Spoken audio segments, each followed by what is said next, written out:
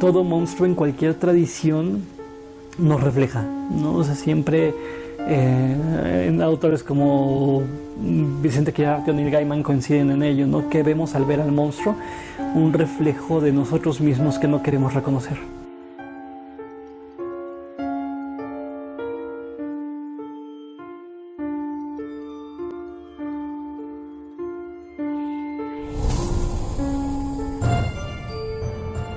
La tradición del terror en México es antiquísima y ha pasado por varias etapas. Yo creo que en la antigüedad todos los pueblos, no solamente los pueblos originarios de México, todos los pueblos tenían un contacto más fácil, más directo, más común con esta otra naturaleza, con este mundo sutil, como lo llamo yo, pero que es pues otro mundo, ¿no? El mundo de los muertos. El terror siempre ha estado acompañado de monstruos o seres fantásticos que desde antes de la llegada de los españoles han aterrorizado a miles de almas por esta tierra.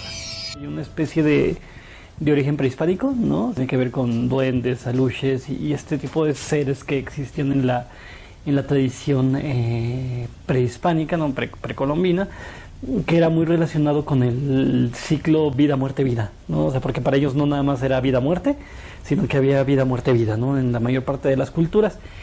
La mera existencia o la mera idea de la existencia de seres que no son humanos y que conviven con nosotros definitivamente nos causa un enorme terror. Sin embargo, debemos de entender una cosa: el terror no era lo mismo hoy que en aquellos lejanos tiempos.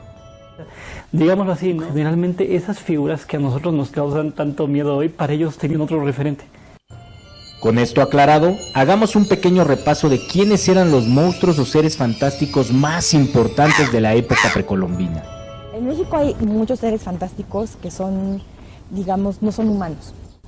El nahual tiene la situación de que sí es un ser humano, es un brujo, es un ser humano que tiene conocimiento de artes mágicas. Eran brujos, por decirlo de alguna forma, ¿no? O sea, buscan un término que nos sirva hoy en día. Eran esta especie de brujos, ¿no? Que podían transformarse principalmente en animales. No eran seres que tenían una cualidad sagrada y que se identificaban con un pueblo o con una persona, ¿no? O que la persona a lo mejor identificaba su nahual de determinada forma, ¿no? Otros son los brujos, propiamente dichos, que son, digamos, tienen más conocimientos y más poderes que los nahuales. También están los tiemperos, que todavía existen en varias regiones de México, sobre todo las cercanas a la Ciudad de México, Estado de México, Tlaxcala, Puebla, son algunos de los lugares que todavía tienen tiemperos, que son las personas que rigen el clima. Y también están otros seres que son muy poderosos, que son casi siempre mujeres, que se llaman las tahuelpuchis, y que no son exactamente brujas, son otro tipo de ser. Pero todos ellos son humanos. ¿Y cuáles seres no son humanos? Los muy comunes, aluches y chaneques. Los aluches son del sureste y los chaneques son como de la zona de la cuenca del Golfo, de Veracruz sobre todo, Tabasco, Puebla, Oaxaca todavía los llegas a encontrar. Son igualmente, esos más bien son tipos de duendes, no es que tengan este poder de metamorfosearse ni nada por el estilo, sino que ya nacen en estas formas extrañas, semianimales, pero también un poco humanoides. Y también hay seres antropomorfos, por ejemplo el chaneco, que es un ser que tiene un cuerpo más o menos parecido al de un hombre, pero su cara es la de un felino. Entonces son esta especie de demonios, ¿no? Que rigen ciertas fuerzas de la oscuridad, de la noche, ¿no? Y que habitaban ciertas zonas semiboscosas, semiselváticas, principalmente selváticas. En realidad era el guardián de la flora y la fauna. Y en los nahuas, los popolucas, en otros tiempos, lo consideraban un ser muy sagrado, que era el que regulaba que hubiera animales para cazar, porque en aquel tiempo pues, se vivía de la caza. Pero no podías cazar indiscriminadamente. Había toda una serie de reglas que tenías que seguir para poder cazar. Por ejemplo, que la carne que cazabas te la comieras tú con tu familia, no la vendieras. Que los huesos del animal que cazabas los ahumaras y luego los echaras a un río. Que tuvieras buenas relaciones con tu esposa, que ni tu esposa ni tú fueran adúlteros. Toda una serie que en realidad no solamente regulaban la cacería, regulaban también la vida en sociedad. ¿Pero qué clase de terror llegan a ser estos seres contra los humanos? Bueno, todos los duendes tienen la característica de ser muy juguetones. pero a veces los aluches y los chaneques se llevan a los niños. Hay una cosa que es muy común que la gente cuenta, que cuando tú te vas con un duende o tú te acercas mucho, puedes enduendarte. Y enduendarte significa perder la memoria, así, como que hacen que pierdas la memoria y te quedes perdido ahí en el monte, o que regreses a tu casa pero no sepas ni cómo te llamas, cosas así. Eso es una de sus bromas más comunes, pero en ciertas ocasiones, y esto es lo más grave que llegan a hacer, es que se enamoran sobre todo de ciertas niñas y se llevan su alma, entonces la niña se muere. Pero no todo era malo. Incluso algunos mitos prehispánicos han perdurado, como este, que es común en nuestros días. Los mexicas tenían la idea de que cuando se caía el diente de un niño, tenía que dejarse en el agujero del ratón, que pues en todas las casas había agujeritos de ratón, y ahí tenía que dejar el diente para que el ratón se lo llevara. Y si no se hacía eso, los dientes del niño salían negros. Era una creencia que tenían. Entonces, bueno, ya con la conquista y todo esto, como se trataron de abolir todas las creencias antiguas, pues la idea de que el ratón, dejar el diente al ratón, se hizo también abolir como todo lo demás.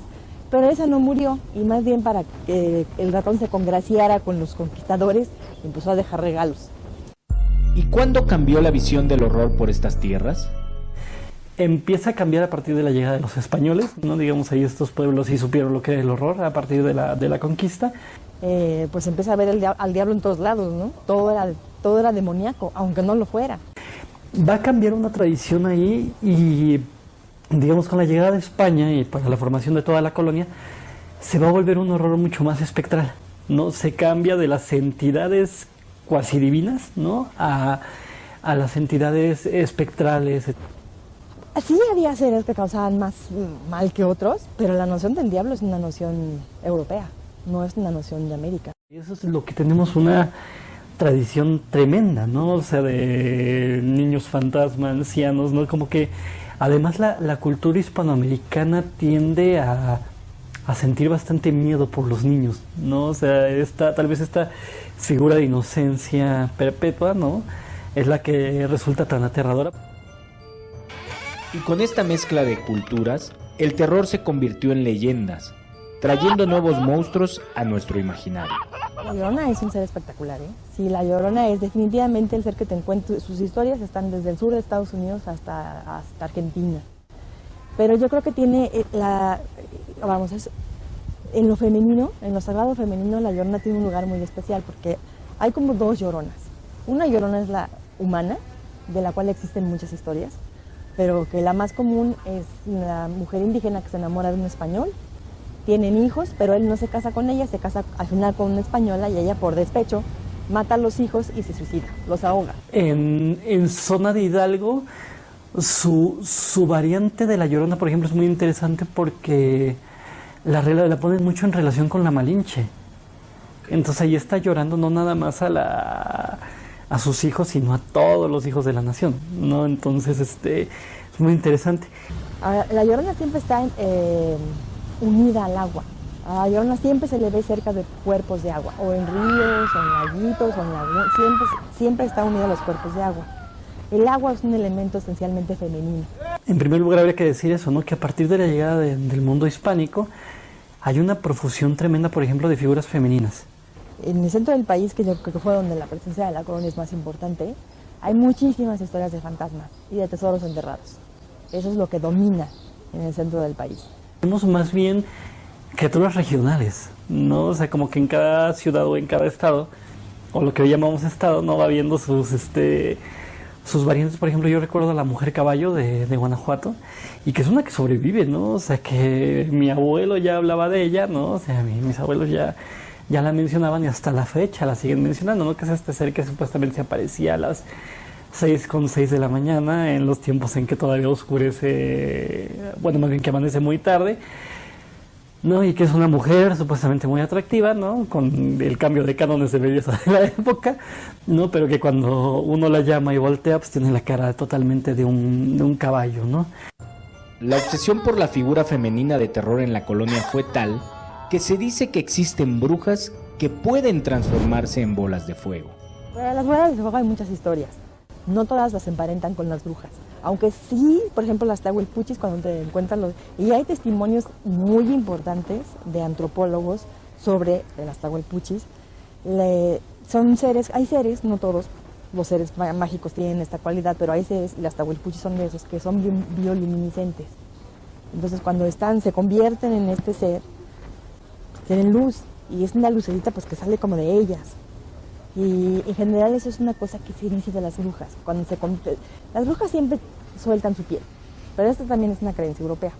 Se quitan su piel y se convierten en otra cosa, ¿no? Puede ser un animal, puede ser un ave, casi siempre es un bicho grotesco. Y ese ser tiene luz. Por eso la creencia de que las bolas de fuego son brujas. Y hay muchísimas historias al respecto. Pero los monstruos mexicanos no terminan ahí. La tradición espectral, insisto, sería la mayor, pero no sería la única. Por ejemplo, de repente por ahí tenemos momias, ¿no? O sea, y que obviamente el descubrimiento de las momias de Guanajuato ayudó a que surgieran estas leyendas, y que además tenemos nuestra variante, ¿no? O sea, porque no son las típicas momias que imaginamos cinematográficamente, que tienen vendas, y no es Boris Karloff, vaya, ¿no? Ni la de Brendan Fraser, no, sino que es esto ser que en apariencia se parecería más a un zombie porque se está pudiendo constantemente, ¿no? Pero que pues es nuestra imagen de la momia. Y por otro lado creo que tenemos los seres que se metamorfosean, ¿no? A partir justamente de aluches, nahuales, etcétera. Tenemos una enorme cantidad, por ejemplo, de hombres lobo, y además en la tradición mexicana abundan más las mujeres lobo. Por ejemplo, sí. Sí, hay una tradición mucho más grande de mujeres lobo, ¿no? O sea, yo he oído leyendas de mujeres lobo en Aguascalientes, en Durango, bueno, aquí mismo en el DF, etc. La tradición de las leyendas aún pulula en el imaginario del pueblo mexicano. Y no hace mucho tiempo surgió un nuevo monstruo. Han pasado ya más o menos 30 años de que surgió el chupacabras. Y más o menos, pero los que ya vivimos esa época nos acordamos que surgió pues en la época del fin de sexenio de Salinas. Y empezó toda la historia del chupacabras y que no sé qué. Pero cuando vas al norte, sobre todo a ciertos municipios agrícolas de Nuevo León, la gente te cuenta, no, pues aquí pasó el chupacabras. Y entonces te cuentan que dejaba a los animales totalmente vacíos, secos, que dejaban nada más la piel, y que fue una cosa que pasó, sí, durante ese periodo de tiempo. Y más aún, ¿no? Te cuentan que hubo gente que lo vio. Creas o no en monstruos, ¿seríamos capaces de entender a México sin estos seres fantásticos? No, yo por lo menos no entendería México sin estos seres, porque forman parte del México profundo, que nosotros lo pensamos México profundo, está allá, quién sabe, ¿no? Y no, está aquí, a ver, en la misma Ciudad de México, que esta ciudad, esta mega urbe tan cosmopolita, hay muchos pueblos y barrios originarios, y todos estos conservan sus tradiciones. México es un país con mitos y seres fascinantes, pero tal vez tengamos una deuda pendiente con nuestros monstruos.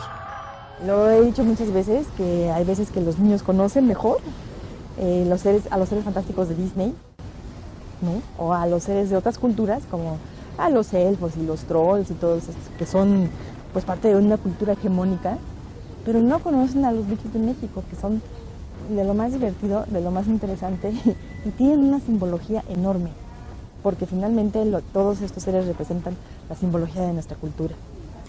Vale mucho la pena conocer al monstruo, ¿no? O sea, finalmente el monstruo no está ahí sino para llenar un espacio imaginario de aquello que nos sobrepasa, ¿no? Si nos ponemos a pensar en el significado de la palabra, ¿no? O sea, en el diccionario se nos define como el monstruo como un ser que sobrepasa las proporciones de lo humanamente conocido. Entonces yo creo que deberíamos de ser más específicos, y sobrepasa lo que nuestra imaginación conoce, ¿no? O sea, por eso siempre nos asombra, ¿no? Y en momentos en que estamos viviendo los horrores que estamos viviendo en México, creo que justamente la metáfora del monstruo nos ayuda a enfrentarlos de una manera nueva, ¿no? Entonces vale la pena conocer tanto nuestra tradición como generarnos nuevos monstruos para tratar de alejar a los monstruos de la realidad y más bien ponerlos de nuevo en el imaginario.